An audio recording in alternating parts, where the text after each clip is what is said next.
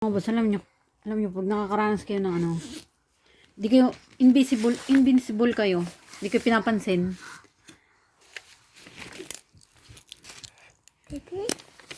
Ang gawin nyo lang,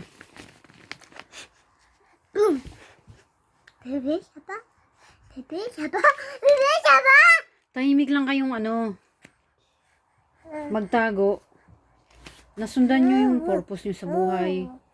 Sundan nyo yung pattern ng tagumpay. Pag gumana sa inyo, sureball tagumpay ka rin. Huwag mo ipilit na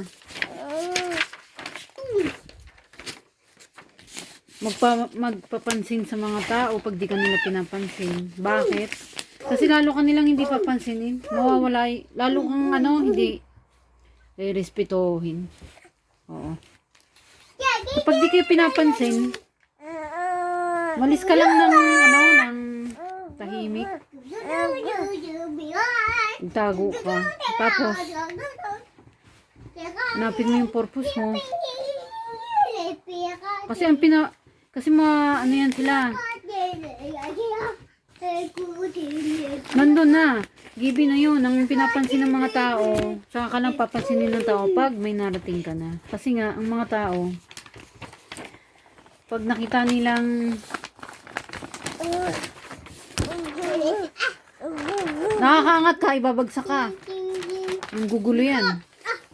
Kaya magtago ka. Pag ayaw nila sa'yo kasi wala ka, mahirap ka, hindi ka papansinin yan. Kahit anong papampam mo, papansin, lalong hindi ka papansinin niya. Lalo naman pag gumawa ka ng istorya. Halimbawa, nakapasa ako sa exam, yung pala hindi. Kasi halimbawa,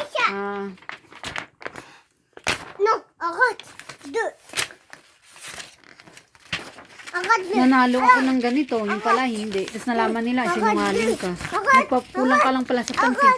Mas lalo kang hindi re-respetohin nun. Ang mangyari naman doon, ganun pa din, ibabagsak ka pa rin. Ganun kasi yung mga tao eh. Nature kasi yan ng tao. Ayaw nila. Pag umaangat ka, ayaw nila. Pag mababa ka, babagsak ka pa rin. Kasi yan eh. Kaya ang solusyon dyan, pag di ka pinapansin, invisible ka, kahit sa sarili mong pamilya, huwag mo ipilit sarili mo. Sa buong mundo, pag di ka pinapansin, huwag mo ipilit. Tahimik ka lang na magpatuloy sa buhay mo.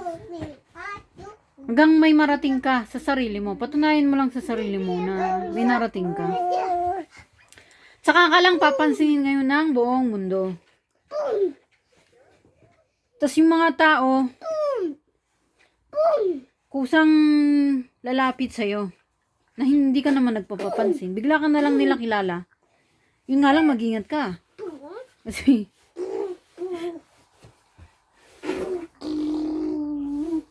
hindi lahat ng tao tunay na kaibigan. Wag na yun, hindi yun naman pinag-usapan eh. So sana naintindihan yung pinagsasabi ko. Tapos, kami na dati, binubuli kami ng guro. Siya pa si Muno dun eh, dalawa yan sila eh. Inuutusan niya yung anak niyang bata. Saktan pamangkin ko. Harassment talaga. Oo. Nasaktan, umiiyak pamangkin ko, pumupunta sa amin.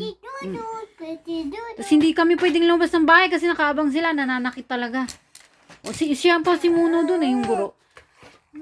Ngayon, pagka ganyan mga boss,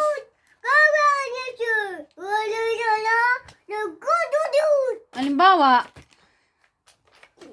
dayo ka lang doon, tapos ikaw talaga yung target nila, alam mo na, naghahanap ng entertainment. Kung walang mapapahamak, warningan mo siya. Alam ko saan ka nagtatrabaho. Alam ko ang ganito mo. Alamin mo kasi yung kalaban mo. Sabi ko kasi yung kilalanin mo siya. Gusto mo isumbong kita? Pag nalaman nila, ganito ginagawa mo sa amin, may video ako. Tapos nandyan yung mukha mo, panay attack mo. Gusto mo? Warningan mo lang siya. Wag mo muna siya isumbong. Tapos pagka pagka ano, na, siyempre, ngising kupal yan eh, ganyan yan, oh. Ganyan. Nakatitig ng ganyan. Masama yung titig, tapos ngising kupal ba? Alam nyo na yun. Kaya nakangising kupal yung mga yan, kasi, mga kalaban nyo ba? Kasi nga, pag nakikita ka nilang nasasaktan, o ano, yun kasi yung habol nila, yung attention mo. Yun nga, kaya ang payo ko sa'yo, pag napikon ka na, hindi mo na talaga kaya, atak. Harapin mo. Mas mag-ready ka, ha? Sabihin mo, huwag mo sasaktan, sabihin mo, gusto mo, isumbong kita sa ka nga ba nagtatrabaho? Tapos ganyan ka, alam ko na. Alam mo ba, ganyan na mo siya. Gusto mo? Nandito sa aking video mo, panay atake mo. Tapos, sa tingin ko, titigil na yan. Oh, takot na lang niya, mawala ng trabaho. Ayun, hindi ko yan ginawa. Bakit? Kasi nga,